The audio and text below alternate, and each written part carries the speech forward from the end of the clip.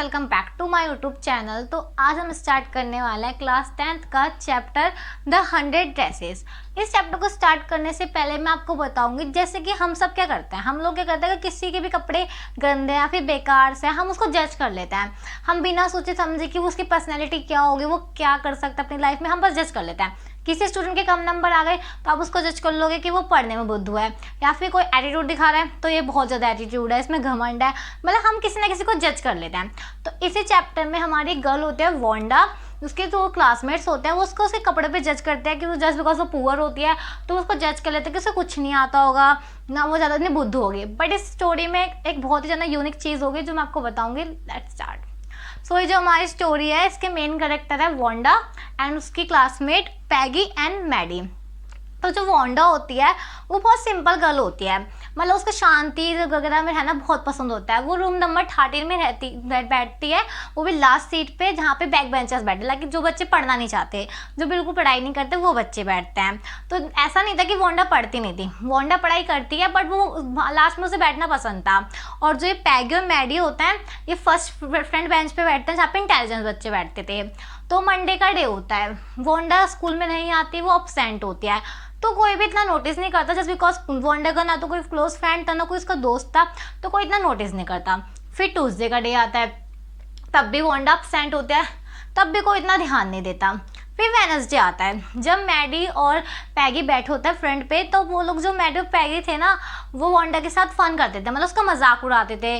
जब भी वो स्कूल में मॉर्निंग में जाते थे स्कूल और जब स्कूल से आते थे तो वो वांडा का मजाक उड़ाते थे, तो उनको अच्छा लगता था वांडा का मजाक उड़ाना। वो तब नोटिस करते कि आज वांडा नहीं आई, तो फिर वो इतना इग्नोर कर देता, उसको इतना ध्यान नहीं देते। नेक्स्ट डे वांडा स्कूल आती है, जो पैगी होती है वो वांडा के साथ ये वाला गेम खेलते हैं कि तुम्हारे पास कितनी ड्रेसेस है, तुम्हारे पास कितने शूज़ है, वो उसको ना बहुत अच्छा लगता है उसको पूछना।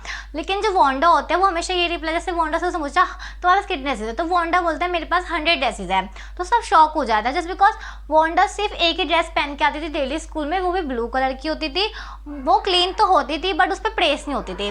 तो सब लोग शॉक हो जाते हैं, जो जिसके पास सिर्फ एक ही ड्रेसेस उसके पास 100 ड्रेसेस कैसे हो सकती है। वांडा होती है उसके पास ड्रेस तो होते हैं ब्लू कलर की, वो क्लीन भी होते हैं बट वो प्रेस नहीं होती, तो सब लोग सोचते हैं। और जस्ट बिकॉज जब वांडा आता है तो उसके पैरों पे मिट्टी भी लगी होता है, वो गरीब फैमिली से बिलोंग करता है, सबको पता था। और वांडा का जो नाम था वो था वांडा पेट्रोनेसिक, जो इतना बहुत अजीब नाम था, मतलब वहाँ पे सब अमेरिकन थे और वांडा पॉलिश से आई थी तो अमेरिकन के साथ वो रहने लगी थी, तो सब लोग उससे जल्दी एक्सेप्ट नहीं कर पाते उसके कल्चर, क्योंकि उसका कल्चर भी अलग था। तो सब उसका मजाक उड़ाते उसके सरनेम से कि मतलब अमेरिका में सबका नाम तो ईजी था बट वांडा का ही डिफरेंट था। तो फिर वो उस जो पैगी होते हैं उसको वांडा के साथ ये गेम खेलना पसंद होता है, तो उससे डेली यही गेम खेलते हैं। और जो आसपास के जो क्लासमेट्स होते हैं वो सारे अपना गेम छोड़ के इनकी बातें सुनना, मतलब उनके फन एंजॉय करना स्टार्ट कर देते हैं कि जैसे पैगी उससे मजे लेते हैं तो वो सारे क्लासमेट्स भी देखना स्टार्ट कर देते हैं।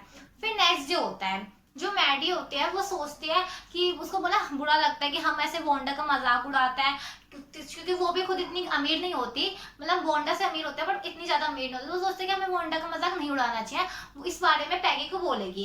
फिर उनका मैथ्स का टेस्ट होता है, जब वो मैथ्स का टेस्ट हम सॉल्व कर रहे होते हैं वो सोचते हैं कि वो पैगी को बोलेगी, पर उसके पास इतनी हिम्मत नहीं होती कि वो पैगी को फेस टू फेस बोल पाए।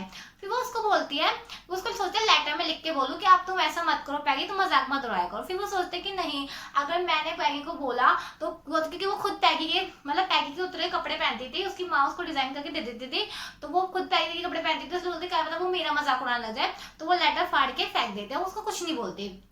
फिर उतने में उसको पता चलता है कि क्लास में कंपटीशन अनाउंस करते हैं मिस मैसन कि गर्ल्स जो करेंगी, गर्ल्स हमारी डिजाइनिंग करेंगे ड्रेसेस और जो बॉयज करेंगे वो करेंगे मोटर बोर्ड्स, तो ये कंपटीशन होता है।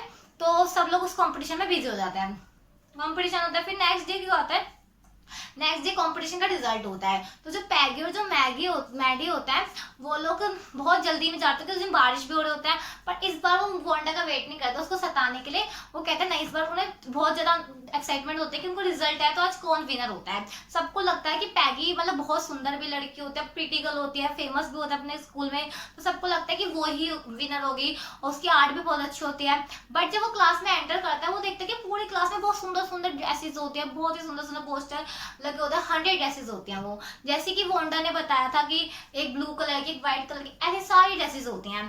तो जब मिस मैसन आती है तो वो बताते हैं कि जो हमारे बॉयज में विनर होता है वो होता है हमारे जैक बैगस जो बॉयज में विनर होता है उसकी जो सारे पोस्टर्स लगे होते हैं बॉयज के वो रोल नंबर 12 में लगे होते हैं।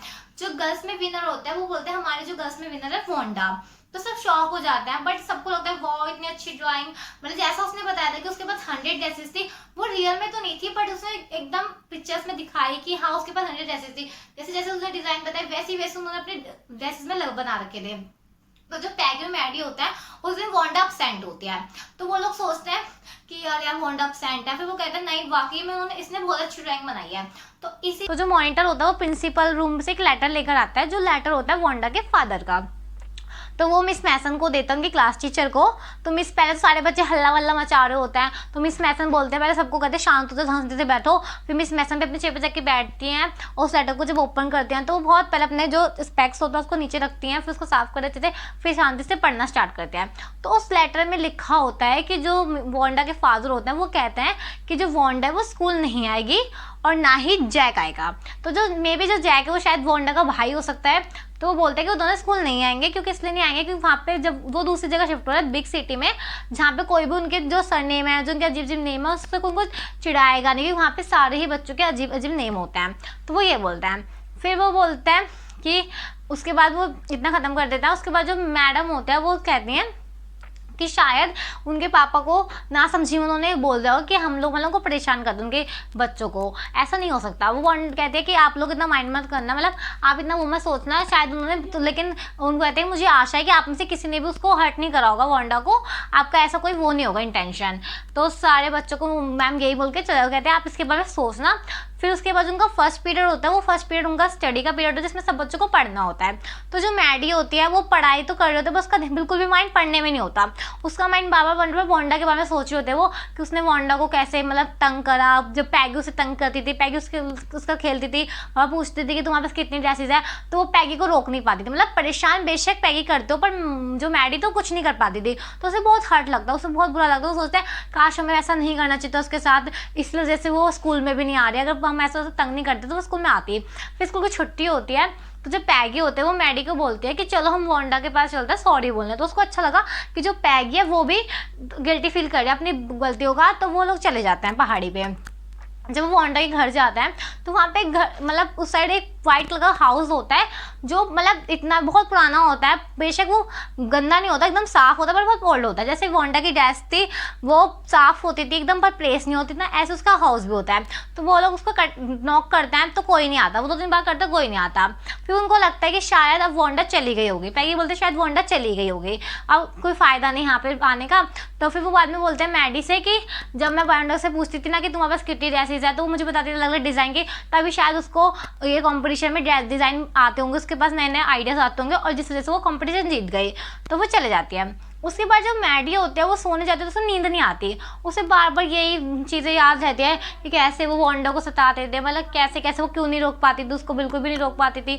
उसे बहुत गिल्टी फील होता है, तो मतलब सोचते कि ऐसा नहीं करना चाहिए था। उसके बाद स्कूल जाते हैं वो लोग, तो वो कहते हैं वो पैगी से सोचते कि अब हमें ना मतलब वोंडा को वो लोग लेटर लिखता है वोंडा को, जिसमें वो कहता है कि वोंडा मतलब तुम वापस आ जाओ स्कूल में, हम तुम्हें हमारा कोई ऐसा इंटेंशन नहीं था तुम्हें हर्ट करने का, और तुम वापस आ जाओ। और वो लेटर पोस्टमैन को दे के आ जाता है, तो वो लेटर चला जाता है, बट उस लेटर का कोई आंसर नहीं आता ना, तो वो लेटर वापस आता। अगर लेटर पहुंचा नहीं होगा तो वापस आ जाता, बट ना लेटर वो वापस आता ना उसका आंसर आता। तो उनको लगता है कि शायद वोंडा हमसे गुस्सा है इसलिए वो उस लेटर का रिप्लाई नहीं कर रही है और उसका शायद उसको लेटर मिल चुका है। तो फिर बहुत टाइम बीतता है, कुछ टाइम बाद धीरे धीरे बहुत टाइम बीत जाता है। तो जो पैगी होते हैं वो भी वोंडा वाले टॉपिक को भूल जाती है और जो मैडी होते हैं वो भी आराम से सोने लग जाते हैं चैन की नींद। उसके बाद कुछ टाइम बाद जब लास्ट में जब वेकेशंस होते हैं, जब क्रिसमस का डे होता है, तो पूरा स्कूल बहुत अच्छे से सजा होता है, सब कुछ सुंदर सुंदर। तो जब लोग क्लास में जाते हैं तो जो मिस मैसन होते हैं उनके पास एक लेटर आता है। तो पहले वो सारे बच्चों को बोलते हैं कि सारे बच्चे शांत हो जाते हैं। उसके वो बोलते हैं कि तुम सबको याद है कि हमारी क्लास में एक वोंडा नाम की लड़की थी जो कंपटीशन जीती थी, जिसने 100 ड्रेसेस बनाई थी। तो उसका मुझे लेटर मिल रहा है जिससे मुझे पता चल गया उसको वो कहाँ रहते हैं, वो कहाँ पर रहते हैं, मैं उसको गिफ्ट दे दूँगी। तो पहले वो कहते हैं मैं तुम्हें इस बार लेटर में क्या लिखा वो सब बताते हैं। वो कहती है वोंडा कहते हैं कि मैं अच्छी हूँ, आप कैसे हो आप सब लोग, और फिर आप सब लोगों को क्रिसमस की मतलब क्रिसमस के लिए वो उन लोगों को विशेष करती है। उसके बाद वो कहते हैं कि जितनी भी मेरी ड्रेसेस थी ना उसमें से बाकी वो सारी मेरी फ्रेंड्स को बांट देना, मतलब जितने भी उसके क्लासमेट्स होते हैं सबको 100 ड्रेसेस बांट देना, बट उसमें से ग्रीन वाली आप पैगी को दे देना और ब्लू वाली ड्रेस आप बिग मैडी को दे देना। वो बॉन्डा सा लेटर में लिखते हैं। फिर कहते हैं कि जो मेरी नई टीचर्स है वो इतनी अच्छी आपकी जैसी तो हो नहीं सकती बट वो अच्छी हैं, और फिर वो इसमें लेटर में लिखता है, बस उसका खत्म कर देता है। जो पैगी और मैडी होता है वो बहुत खुश होता है कि जो वॉन्डा है उसने उनको लिए वो ड्रेस भी ढूंढे। तो फिर जो पैगी होता है वो जाती है, मैडी अपने घर चल जाता है सब लोग अपनी ड्रेस लेके।